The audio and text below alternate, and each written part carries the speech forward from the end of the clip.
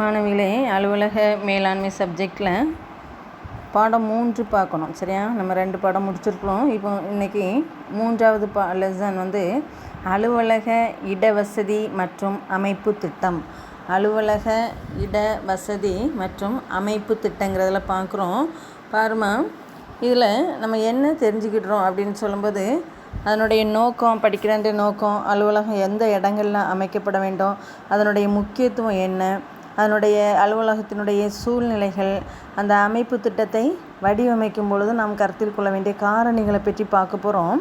ஃபஸ்ட்டில் அலுவலக இட வசதி அப்படின்னு சொல்லிட்டு பார்க்குறோம்.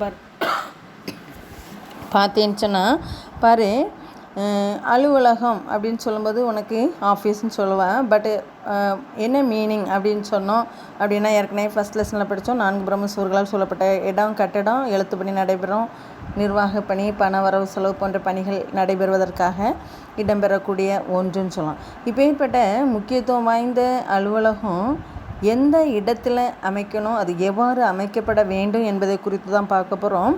அலுவலகத்தில் பணிபுரியக்கூடிய பணியாளர்கள் குறைந்தபட்சம் நம்ம என்ன சொன்னால், வீட்டில் நேரம் கழிக்கிறத காட்டலாம் அலுவலக நேரம் டைம் தான் அதிக அளவு இல்லையா? எனவே இந்த பணியாளர்களுக்கு தகுந்த சாதனங்கள் கொடுக்கப்பட வேண்டும், தகுந்த பணி சூழ்நிலைகள் கொடுக்கப்பட வேண்டும், போதுமான இடம் கொடுக்கப்பட வேண்டும். இதை தான் கருத்தில் வைத்து அதாவது ஒவ்வொரு பணியாளர்களுக்கான பணிபுரியக்கூடிய இடமும் பணிச்சூழல்களும் இருக்கும் பொழுது மட்டுமே ஒவ்வொரு பணியாளர்களும் தங்களுடைய அறிவுத்திறன் சார்ந்த பணிகளில் ஈடுபட முடியும். அறிவு சார்ந்த பணிகளில் ஈடுபடுவதற்கும் தங்களுடைய செயல்திறனை சிறப்பாக செய்து முடிப்பதற்கும், நல்லா தெரிஞ்சுக்க, அறிவுத்திறனை பயன்படுத்தணும். அதாவது நமக்கு சரியான போதுமான இடவசதி இல்லாமல் நமக்கு வேலை செய்கிறதுக்கு ஒரு விருப்பம் இருக்காது இல்லையா? எனவே நம்மளுடைய அறிவுத்திறனை பயன்படுத்துவதற்கு ஏற்ற சூழ்நிலைகள் அமைக்கணும்.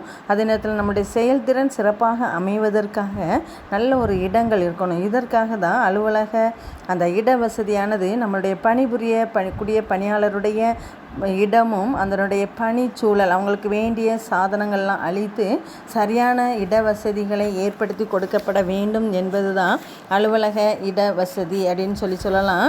மாணவிகளே, இதற்கான வரைவிலக்கணத்தை பற்றி நம்ம பார்க்கலாம். Page number 39 கொடுக்கப்பட்டிருக்கோம்.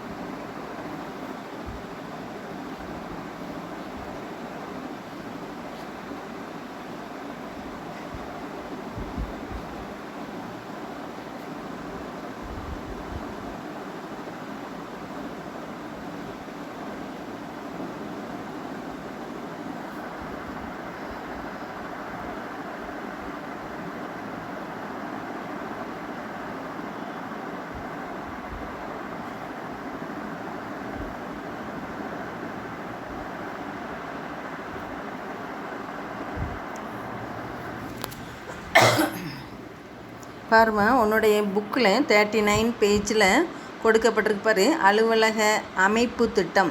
அதாவது அலுவலக இட வசதியை குறித்து நமக்கு என்ன செஞ்சிருந்தோன்னா கொடுக்கப்பட்டிருக்கு. இப்போ அந்த இட வசதியானது ஒவ்வொரு பணியாளர்களுடைய அறிவுத்திறன் வளர்ப்பதற்காகவும் செயல்திறனை உருவாக்குவதற்காகவும் சிறந்த ஒரு பணி சூழ்நிலைகளையும் அதற்கேற்ற சாதனங்களையும் பணிபுரிய இடமும் அமைத்து கொடுக்கக்கூடியது அலுவலக இட வசதின்னு சொல்கிறோம். இப்போ அந்த பாட தலைப்பை பார்த்தேன்னா அலுவலக இடவசதி மற்றும் என கொடுத்துருப்பாங்கன்னு சொன்னால் அமைப்பு திட்டம். இந்த அமைப்பு திட்டத்திற்கு உனக்கு வரைவிலக்கணம் பேஜ் நம்பர் 39 அந்த கொடுக்கப்பட்டிருக்கு பாருமா. இதில் 2 பேரோட வரவிலக்கணங்கள் கொடுக்கப்பட்டிருக்கும். இந்த 2 பேருடைய வரவிலக்கணத்தின்படி நமக்கு பார்த்தேன்னு சொன்னால், பொதுவாக நம்ம அலுவலக அமைப்பு திட்டம்னு சொல்லும்போது இருக்கக்கூடிய தள அமைப்பு, தளம்னா இடம், ஃப்ளோரிங், தரைகளை சொல்கிறோம். சரியா? இந்த தரை இடத்துல வச்சு நமக்கு தேவையான உபகரணங்களையும் முறையாக அமைத்தல். இப்போ பாரு, ஒரு ஹால் எடுத்துக்க. நம்ம வீட்டில் இந்த ஹாலில் ஃபஸ்ட்டில் நம்ம என்ன செய்வோம்னா சோஃபா செட் போடுவோம், டிவி ரூம் போடுவோம். எப்படி அரேஞ்ச் பண்ணுறோம் அப்படிங்கிறது தான். இப்போ நம்மகிட்ட இருக்கக்கூடிய பொருட்கள் எல்லாம் என்னென்ன பொருட்கள்லாம் ஷோகேஸ் இதெல்லாம் நம்ம எங்கே வைக்கலாம் அப்படின்னு சொல்லிட்டு திட்டமிடுறதே போல தான் ஒரு நிறுவனத்தினுடைய அமைப்பு திட்டம் எவ்வாறு அமைக்கப்பட வேண்டும் சொல்லும்போது இருக்கின்ற சாதனங்கள் இயந்திரங்கள் எல்லாம் இருக்கின்ற தரப்பரப்பில் உபகரணங்களை முறைப்படுத்தி வைக்கக்கூடிய ஒன்று தான் அமைப்பு திட்டம் என அழைக்கலாம். இந்த அமைப்பு திட்டத்தை பொறுத்தளவில் ஒவ்வொரு நிறுவனத்தினுடைய இட வசதிக்கு ஏற்ப மனிதர்கள், பொருட்கள், இயந்திரம், அறைகளன்கள், நபர்கள் எல்லாரையும் அவங்க செயலாக்கக்கூடிய வகையில் அமைக்கப்பட்டிருக்க வேண்டும் என்பது அமைப்பு திட்டம். மாணவிகளே, அலுவலக இடவசதி மற்றும் அமைப்பு திட்டம்னா என்னன்னு பொருள் மற்றும் வரைவிலக்கணம் மட்டும் நம்ம தெரிஞ்சிருக்கிறோம். அதை தொடர்ந்து பாருமா, இந்த அலுவலக இடவசதிக்கான கோட்பாடுகள் கோட்பாடுகளை பற்றி பார்க்க போகிறோம். இதில் பார்த்தீங்கன்னா உன்னுடைய புக் எடுத்துக்க, பேஜ் நம்பர் 37 அலுவலக இடவசதிக்கான கோட்பாடுகள். இதில் 4 பாயிண்ட்டை உனக்கு கொடுத்துருப்பாங்க பாரு. அலுவலக இடவசதிக்கான கோட்பாடுகள் ஃபஸ்ட்டில் என்னென்னு சொன்னால் நம்ம நல்லா தெரிஞ்சுக்க. நீ ஒரு பிஸ்னஸ் ஆரம்பிக்க போகிறா. இப்போ சப்போஸ் நீ பாளையங்கோட்டையில் நல்ல ஒரு ஜவுளி கடை போடணும்னு நினச்சிக்க. இந்த கடையை ஃபஸ்ட்டு எந்த இடத்துல அமைக்கலான்னு சொல்லிட்டு யோசிப்பா. இப்போ யோசிக்கும்போது டவுனில் போடவா, ஜங்ஷனில் போடவா, என்னென்னு சொன்னோம்னா வண்ணார்பேட்டையா, பாளை பஸ் ஸ்டாண்டான்னு சொல்லிட்டு கொஸ்டின் செய்யலாம். இந்த 4 பிளேஸ்லேயும் சரியான சூட்டபிள் இடம் எது அப்படின்னு சொல்லிட்டு நம்ம தீர்மானிக்க வேண்டும். இதுதான் இடவசதி. எனவே ஒரு நிறுவனம் அல்லது ஒரு அலுவலகம் சிறந்த முறையில் பணிபுரிய வசதியான இடங்களில் அமைத்திருத்தல் வேண்டும். ஃபஸ்ட்டில் இடவசதியை இது உனக்கு ஒரு 3 மார்க்ஸ் கொஸ்டின், இம்பார்ட்டன்ட் கொஸ்டின். சரியா? ஃபஸ்ட்டில் நீ மெயினாக நினைக்க வேண்டிய சூட்டபிள் பிளேஸ். சரியா? அதாவது வசதியான இடத்தை நம்ம தேர்ந்தெடுத்துடுறோம். வசதியான இடத்துல தான் அலுவலகம் அமைக்கணும். ஒன்றும் இல்லை, நம்ம ஸ்கூல் ஆஃபீஸ் எடுத்துக்க. இந்த அலுவலகம் பாரு, ஏன் நம்ம ஹை செகண்டரி பிளாக் பக்கம் வைக்கல, ஏன் நம்ம லேப் சைடாக வைக்கல, ஏன் மிடில் ஸ்கூலில் லாஸ்ட்டில் வைக்கல, யோசித்து பாரு. அனைத்து நபர்களும் சேரக்கூடிய ஒரு முக்கியமான இடம் என்ட்ரன்ஸ். சரியா? இதுதான் சூட்டபிள் பிளேஸ். எனவே ஒரு அலுவலகத்தை அமைக்கும் பொழுது அந்த பணியாளர்கள் அனைவரும் சிறந்த முறையில் பணிபுரிய வசதியான இடங்களில் அலுவலகம் அமைந்திருக்க வேண்டும். ஃபஸ்ட்டு பாயிண்ட் சூட்டபிள் பிளேஸ் நினச்சிக்க. அதாவது வசதியான இடங்களில் அமைந்திருக்க வேண்டும், அமைக்கணும். 2வது பாயிண்ட்டை பாரு. பொதுவாக ஆஃபீஸ் இன்றைக்கி நீ ஒரு வேளை ஒரு 5 லட்சம் கொண்டு தொழில் தொடங்கியிருப்பா, ஆஃபீஸ் போட்டிருக்கான்னு வச்சுக்க. அதுக்கு ஏற்றபடி இன்னும் வருங்காலத்தில் நிறுவனம் என்ன செய்யும்? வளர்ச்சி அடையும் இல்லையா? எனவே இந்த வளர்ச்சி அடையக்கூடிய நேரத்துலையும் போதுமான அலுவலக இடவசதி இருக்கிற மாதிரி நமக்கு. இப்போ பாரு, நம்ம ஸ்கூலில் பார்த்தேன்னு சொன்னால் 5 மாணவிகளை கொண்டு ஆரம்பிக்கப்பட்ட இந்த பள்ளிக்கூடத்தில் இவ்வளோ பிள்ளைங்கள் படிப்பதற்கேற்ற ஒரு வளாகத்தை வாங்கி வச்சுருந்துருக்காங்க. யோசித்து பாரு, ஏக்கர் கணக்கில் வாங்கி வச்சுருக்குறாங்கல்ல. இதுதான் என்னென்னா பிற்காலத்தில் பூர்த்தி செய்ய போதுமான இடவசதி. அதே போல் தான் தற்போதையத்தில் எந்த அளவுக்கு வசதி அளிக்கிறதோ அதே போல் நிறுவனம் வளர்ச்சி அடையும் பொழுது பிற்கால தேவைகளை நமக்கு போதுமான அளவு நம்மளுடைய திருப்தியாக நம்மளுடைய செயல்பாடுகளை அமைப்பதற்கு ஏற்ற வகையில் இடவசதி இருத்தல் வேண்டும். அடுத்து 3வது பாயிண்ட் பாருமா, என்ன சொல்லுவோம் அப்படின்னு சொல்லும்போது பணியாளர்கள் ஃபுல் டைம்ங்கிறாங்க இல்லையா? இப்போ பாரு, நம்ம இருக்கக்கூடிய பணியாளர்களுக்கு தேவையான வசதிகள். இப்போ பணியாளர்களுக்கு ஒரு வேளை சாப்பாடு கொண்டாடலாம், அவங்களுக்கு சிற்றுண்டி வசதி செஞ்சு கொடுக்கலாம். இன்னும் சொல்லப்போனேன்னு சொன்னால் கட்டாயம் நமக்கு டாய்லெட், அதாவது கழிப்பறைகள் தேவை இல்லையா? அதுக்கப்புறம் நல்லா ட்ரிங்கிங் வாட்டர், அக்வா வாட்டர் வைக்கிறதுக்கு வசதிக்கலாம். இன்னும் சொன்னால் கேன்டீன் சொல்கிறதா உணவகங்கள், சின்ன சின்ன அதாவது ஒரு குறிப்பிட்ட நிறுவனத்தில் பணியாற்றக்கூடிய பணியாளர்களுக்கு தேவையான அவர்களுடைய நலனுக்காக தேவைப்படக்கூடிய அத்தனை வசதிகளையும் செய்யணும். உன்னுடைய புக்லேயே கொடுத்துருப்பாங்க. எடுத்துக்காட்டு கழிப்பறை, ஓய்வறை, குடிநீர் மற்றும் உணவகங்கள் அப்படின்னு சொல்லி கொடுக்கப்பட்டிருக்கோம். சரியா? இந்த வசதியை நம்ம செய்து கொடுத்துருக்கோம். 4வது பாயிண்டில் பார்த்தேன்னு சொன்னால் தகவல் தொடர்பு மற்றும் வெளி தகவல் தொடர்பு செய்வதற்காக உள் தகவல் தொடர்புன்னா நம்ம என்ன செய்வோம், ஃபோன் மூலமாக கூப்பிடலாம் இல்லையா, தொலைபேசி. அடுத்தால என்ன சொன்னோம்னா இன்டர்கம் சிஸ்டம் இல்லையா, அதாவது அகப்புற தொலைபேசிகளை பயன்படுத்தலாம். அதுக்கப்புறம் தகவல்களை பரிமாற செய்வதற்கேற்ற தொடர்பு வசதி, உள் தொடர்பு வசதியையும், இதே நேரத்தில் வெளியே செல்லக்கூடிய பேங்க்கு, அதுக்கப்புறம் போக்குவரத்து, அதுக்கப்புறம் பக்கத்தில் கடைகள் இருக்கணும், போஸ்ட் ஆஃபீஸ் இருக்கா அப்படிங்கிறத பார்த்து அலுவலகம் அமைக்கப்பட வேண்டும். வெளியே தொடர்பு கொள்வதற்கேற்ற வங்கிகள், போக்குவரத்து, கடைகள் மற்றும் தபால் நிலையம் உள்ள இடங்களாக இருக்கணும். மாணவிகளே, இது ஒரு 3 மார்க்ஸ் கொஸ்டின், இம்பார்ட்டன்ட் கொஸ்டின். அலுவலக இடவசதி செய்யப்படிய கோட்பாடு. ஃபஸ்ட்டில் சூட்டபிள் பிளேஸ்ன்னு சொன்னோம். அதாவது என்ன சொன்னோம்னு சிறந்த முறையில் பணியாற்றுவதற்கான வசதியான இடம் இருக்கணும். செகண்ட் பாயிண்டில் வந்து நிறுவனம் வளர்ச்சி அடையும் பொழுது பிற்கால தேவைகளை சமாளிக்க போதுமான அளவு இடவசதி இருக்கணும்னு சொல்கிறோம். தேர்ட் பாயிண்டில் பணியாளர்களுக்கு தேவையான அவர்களுடைய நலன் கருதி அவர்களுடைய வசதிக்காக கழிப்பறை, ஓய்வறை, குடிநீர், உணவகங்கள் இருக்கணும்னு சொல்கிறோம். அடுத்தால உள் தொடர்புக்காக தொலைபேசி, இன்டர்கம் சிஸ்டம்லாம் வச்சுருக்கணும். அதுக்கப்புறம் வெளியே போகிறதுக்காக பேங்க்கு, அதாவது வங்கிகள் மற்றும் போக்குவரத்து, கடைகள் மற்றும் தபால் நிலையம் உள்ள இடங்களில் அலுவலகம் என்ன செய்யணும், அமைக்கப்பட வேண்டும். இதுதான் அலுவலக இடவசதிங்கிறோம். மாணவிகளே, அடுத்ததாக அடுத்த தலைப்பு இடவசதியை தேர்ந்தெடுக்கும் பொழுது கருத்தில் கொள்ள வேண்டிய காரணிகள். இடவசதியை தேர்ந்தெடுக்கும் பொழுது கருத்தில் கொள்ள வேண்டிய காரணிகள். மாணவிகளே, இந்த பொறுத்தளவில் நம்ம இடவசதியை தான் நம்ம பார்த்துட்ருக்கோம் இல்லையா. அப்போ அந்த இடவசதியை, சரியான அலுவலக இடவசதியை நம்ம என்ன சொன்னால் காரணிகள்னு சொல்லி கொடுக்குறோம்.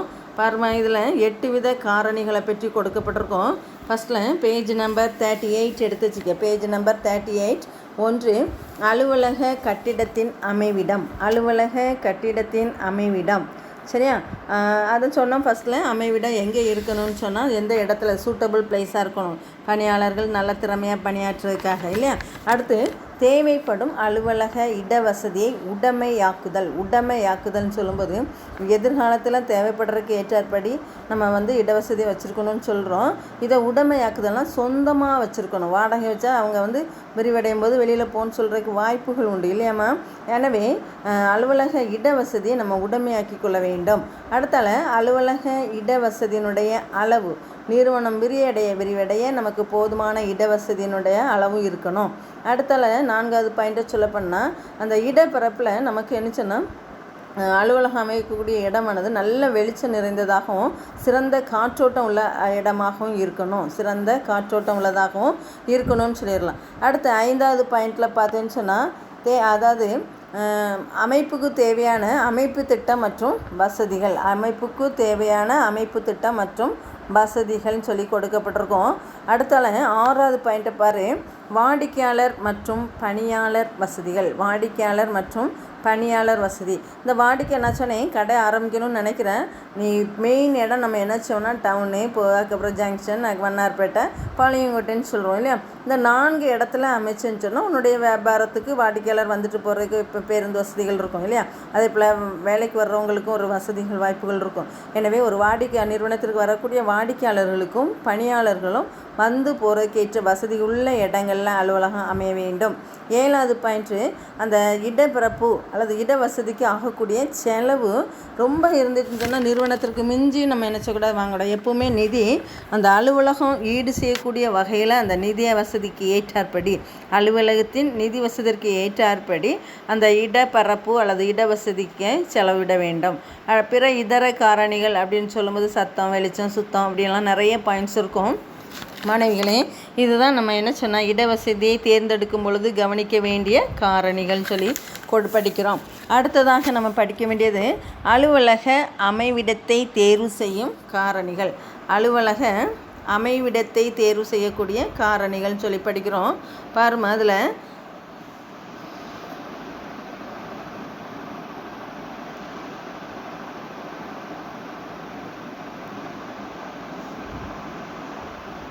பாரு, அலுவலக இந்த பேருக்கு பேஜ் நம்பர் 38லேயே அடுத்த சைடில் இருக்கும் பாரு, அலுவலக அமைவிடத்தை சேமிப்பதற்கான காரணம் அல்லது தேர்வு செய்வதற்கான காரணம். அலுவலக அமைவிடத்தை தேர்வு செய்யும் காரணிகள். ஃபஸ்ட்டு பாரு, பொருத்தமான சுற்றுப்புறம். பொருத்தமான சுற்றுப்புறம்னு சொல்கிறாங்க இல்லையாம்மா. பாரு, சுற்றுப்புறம் அப்படின்னு சொல்லும்போது இப்போ நம்ம வீடே எடுத்துக்க, சுற்றிலும் குப்பையாக இருக்குது, குப்பை மேடு வச்சு தீ கொளுத்துறாங்க. இதெல்லாம் நமக்கு சகிச்சிட்டு இருக்க முடியுமா? முடியாது இல்லையா? அதை சுற்றிலும் உள்ள ஒரு சப்போஸ் அந்த குப்பைகளை கொட்டக்கூடிய இடம்னா அதில் உள்ள கெட்ட வாடைகள் வரும், நமக்கு பாதுகாப்பு இல்லை இல்லையா? எனவே அதே போல் தான் ஒரு ஆஃபீஸும் நம்ம அமைக்கும் பொழுது அங்கே இந்த ட்ரெயின் போக்குவரத்து, அதாவது ஸ்டேஷன் பக்கமாக நம்மளுடைய இருக்குன்னு சொன்னால் அது இடைஞ்சலை தரலாம் இல்லையா? எனவே நிறைய இரைச்சல் உள்ளதோ அல்லது பேருந்து இருந்தாலும் நமக்கு இரைச்சலாக இருக்கும் இல்லையா? இரைச்சல், புகை, சகிக்க முடியாத வாசனை, பேட் ஸ்மெல் வரும் இல்லையா? இப்படி தூசிலாம் வரக்கூடிய இடம். அதாவது பணியாளர்களுக்கு பாதிப்பு ஏற்படாத வண்ணம், பணியாளருடைய உடல்நிலை ஆரோக்கியம் கெடாதபடி சுற்றுச்சூழல் என்னச்சுன்னா அமைய வேண்டும். அதான் என்னென்னா பொருத்தமான சுற்றுப்புறம். பொருத்தமான சுற்றுப்புறம் என்னெல்லாம் இருக்கக்கூடாது? இரைச்சல் இருக்கக்கூடாது, புகை வரக்கூடாது, கெட்ட வாடைகள் எதுவும் வரக்கூடாது, பணியாளருடைய உடல் நலத்தை கெடுக்கக்கூடிய சூழ்நிலைகள் எதுவும் இல்லாதபடி நல்ல ஒரு சூழ்நிலை காணப்பட வேண்டும். இதுதான் பொருத்தமான சுற்றுப்புறம்னு சொல்லலாம். செகண்ட் பாயிண்ட்டு, இதர பிரிவுகளுக்கு அருகாமையில். இதர பிரிவுகளுக்கு அருகாமையில்னு கொடுத்துருப்பாங்க பாரு. இதர பிரிவுகள் அப்படின்னு சொல்லும்போது பாருமா, நம்மளுடைய சொல்லுவோம் கொள்முதல் துறை, உற்பத்தி துறை தான் நம்ம எப்பவும் சொல்லுவோம். கொள்முதல் துறை, உற்பத்தி துறை, விற்பனை துறைன்னு சொல்லுவோம். கொள்முதலும் விற்பனையும் ஒன்றே ஒன்று சார்ந்துள்ளது, பிரிக்க முடியாதுன்னு சொல்லி காமர்ஸ்லேயும் சொல்லி படிப்பீங்க. இப்போ இந்த 2 துறையும் பாரு, ஒன்று ஜங்ஷன் பக்கமும் ஒன்று பாளையங்கோட்டை பக்கமும் இருக்குன்னு சொன்னால் இவங்களுக்குள்ள தொடர்புகள், இவங்களுக்குள்ள பரிமாற்றங்கள் மிகவும் கடினம் இல்லையா? எனவே ஒன்றை ஒன்று சார்ந்துள்ள துறைகள் அல்லது தொழில் சார்ந்த நடவடிக்கைகளுக்கு சம்மந்தப்பட்ட தொழிற்சாலைகள், அதனுடைய பிரான்ச்சஸ்ஸு, அதனுடைய ஸ்டோர். இப்போ பாரு, உற்பத்தி துறை எடுத்துக்க. இந்த உற்பத்தி துறை பாளையங்கோட்டையில் இருக்குது, ஆனால் அதுக்குரிய கச்சா பொருள் வைக்கக்கூடிய ஸ்டாக் ஜங்ஷனில் இருக்குன்னு வச்சுக்க, பணியானது தடைப்படும் இல்லையா? எனவே தொழிற்சாலை ஒரு புறமும் கடங்குகள் கிளைகள்லாம் வெவ்வேறு இடமும் நமக்கு அமைந்திருந்தால் சரியான முறையில் நமக்கு என்ன செய்யணும்னா வேலை நடைபெறாது. எனவே தொழிலுடைய செயல்பாடுகள் ஒன்றை ஒன்று தொடர்புடையது, நடவடிக்கைகளுக்கு ஏற்ற வகையில் அருகருகே அமைந்திருக்க வேண்டும். அதற்கு அருகில் இப்போ உற்பத்தி துறை இருக்குதுன்னு சொன்னால் அது பக்கத்தில் தான் என்ன சொன்னால் ஸ்டோர் இருக்கணும், கிடங்கு இருக்கணும். அதே போல் விற்பனை துறை இருக்குன்னா அது பக்கங்களில் தான் கிளைகள் இருக்கணும் இல்லையா? பிரான்ச்சஸ். எனவே ஒவ்வொரு பிரிவுகளுக்கும் தொடர்புடைய பிரான்ச்சஸ், அதாவது தொடர்புடைய துறைகள் அதன் அருகருகே அமைந்திருத்தல் வேண்டும். அதன் அருகருகே அமைந்திருத்தல் வேண்டும் என்பது மிகவும் முக்கியம். அடுத்து 3வது பாயிண்ட் பாரு, துறை சார்ந்த தொழில்களுக்கு அருகில் அமைதல். துறை சார்ந்த தொழில்களுக்கு அருகில் அமைதல். இந்த துறை சார்ந்த தொழில் அப்படின்னு சொல்கிறோம் பாருமா, என்ன சொல்கிறோம்? துறை சார்ந்த தொழில்னு சொல்லும்போது சொன்னேன், உற்பத்தி துறை, கொள்முதல் துறை இல்லையா? விற்பனை துறை, என்ன சொல்கிறோம்? கொள்முதல் துறை. இப்படி சம்மந்தப்பட்ட துறைகள் அருகில் என்ன செய்யணும்? அமையப்பட வேண்டும். இப்போ பாரு, ஒரு தொழில் நிறுவனங்கள் அருகில் அமைகிறனால அந்த அலுவலகங்கள் நமக்கு என்ன செஞ்சோன்னா ஒரே மாதிரியான தொழில். இப்போ சொல்கிறோம், ஒரே மாதிரியான தொழிலில் ஈடுபட்டு வரக்கூடிய தொழில் நிறுவனங்கள். கார்மெண்ட்ஸ் அப்படின்னாலே கார்மெண்ட்ஸ் சம்மந்தப்பட்ட அத்தனையும், அதாவது என்ன செய்வோம்? விதை நூல் நூக்குறோம், அக்கறை நெசவு செய்வோம் இல்லையா? ஆடைகளை உருவாக்கக்கூடிய அந்த கட்டங்கள் ஒன்றே ஒன்று சார்ந்துள்ள அனைத்து துறைகளும் அருகருகே என்ன செய்யணும்? அமையப்பட வேண்டும். 4வது பாயிண்டில் பாரு, பல்வேறு சேவை வசதிகள் அருகில் இருத்தல் வேண்டும். பல்வேறு சேவை வசதிகள். இந்த சேவை வசதிகள்னு சொல்லும்போது பேங்கு, போஸ்ட் ஆஃபீஸ், காப்பீட்டு கடைகள், இன்னும் சொல்லப்போன்னு சொன்னால் காப்பீட்டு கழகங்கள், கடைகள், ஓகே, வங்கிகள், அதாவது பேங்க்கு, போஸ்ட் ஆஃபீஸு, இன்னும் என்ன சொல்லணும்னா கடைகள், அதுக்கப்புறம் என்ன சொல்லணும்னு சொன்னால் பங்கு சந்தைகள் போன்றவைகள் அருகில் அமைந்திருத்தல் வேண்டும். அதான் சேவை வசதியுடையதுன்னு என்னென்னா பேங்கு, போஸ்ட் ஆஃபீஸு, கடைகள், பங்கு சந்தைகள். அதாவது பங்கு சந்தைகள் என்பது மார்க்கெட்டு தான், ஓகே. அதாவது பொருள்களுக்கான எந்த பொருளை தயாரிக்கிறோமோ அதற்கான மார்க்கெட்டும் அருகில் இருக்கணும். பேங்க்கு, போஸ்ட் ஆஃபீஸு, கடைகள் நம்ம சொல்கிறோம், அதுக்கப்புறம் மார்க்கெட் சொல்கிறோம் இல்லையா? வங்கிகள், அஞ்சலகம், கடைகள், பங்குச்சந்தை போன்றவைகள் அருகில் அமைந்திருத்தல் வேண்டும். அதுதான் என்ன சொன்னால் பல்வேறு சேவை வசதிகள் அருகில் இருக்க வேண்டும்னு சொல்லி கொடுக்கப்பட்டிருக்கு. மாணவிகளே, அடுத்ததாக நம்ம லாஸ்ட்டாக பார்க்க வேண்டியது போக்குவரத்து வசதிகள் அருகில் இருத்தல் வேண்டும். போக்குவரத்து வசதிகள் சொன்னோம் ஃபஸ்ட்லேயே, அதனுடைய தத்துவம் கோட்பாடுகளில் பார்த்தோம். பணியாளர்களும் வாடிக்கையாளர்களுக்கும் எளிதில் வந்து போகக்கூடிய இடத்துல அலுவலகம் அமைந்திருக்கணும்னு சொல்கிறோம். சொல்கிறோம் இல்லையா. எனவே ஒரு நிறுவனத்தின் பணியாளர்களும் வாடிக்கையாளர்களும் எளிதில் வருவதற்கு வசதியான ட்ரெயின் போக்குவரத்து, அதாவது ட்ரெயினோ அல்லது ஏர்போர்ட்டோ அல்லது நம்ம என்ன சொல்லணும்னு சொன்னால் பேருந்து நிலையங்களோ அருகிலேயே என்ன செய்யணும் அமையப்பட்டிருக்க வேண்டும். இப்போ நம்ம பணியாளர்களும் வாடிக்கையாளரும் வருவதோடு மட்டுமல்லாமல் சரக்குகளை அங்கங்கே என்ன செய்யணும்னா பரிமாற்றம் செய்ய வேண்டிய ஒரு சூழ்நிலை இருக்கும். எனவே எல்லாவற்றிற்கும் பொருத்தமாக அனைத்து போக்குவரத்து வசதிகளும் அமையக்கூடிய இடங்களில் அலுவலகம் அமைந்திருக்க வேண்டும் என்று அர்த்தம். அலுவலக அமைவிடத்தை தேர்வு செய்யும்போது நம்ம என்ன செய்யணும், ஃபஸ்ட்டில் பொருத்தமான சுற்றுப்புற சூழ்நிலைகள் இருக்கான்னு பார்க்கணும். அடுத்தால இதர பிரிவுகளுக்கு அருகாமையில் அமைஞ்சிருக்கான்னு பார்க்கணும். துறை சார்ந்த தொழில் அருகில் இருக்கான்னு பார்க்குறோம். அடுத்து பல்வேறு சேவை வசதிகள் இருக்காங்கிறத பார்க்கணும். லாஸ்ட்டாக பார்த்தேன்னு சொன்னால் போக்குவரத்து வசதி அது அருகில் இருக்கிறதா என்பதை பார்த்து நம்ம என்ன சொன்னால் அலுவலக அமைவிடத்தை அமைக்க வேண்டும். ஓகே.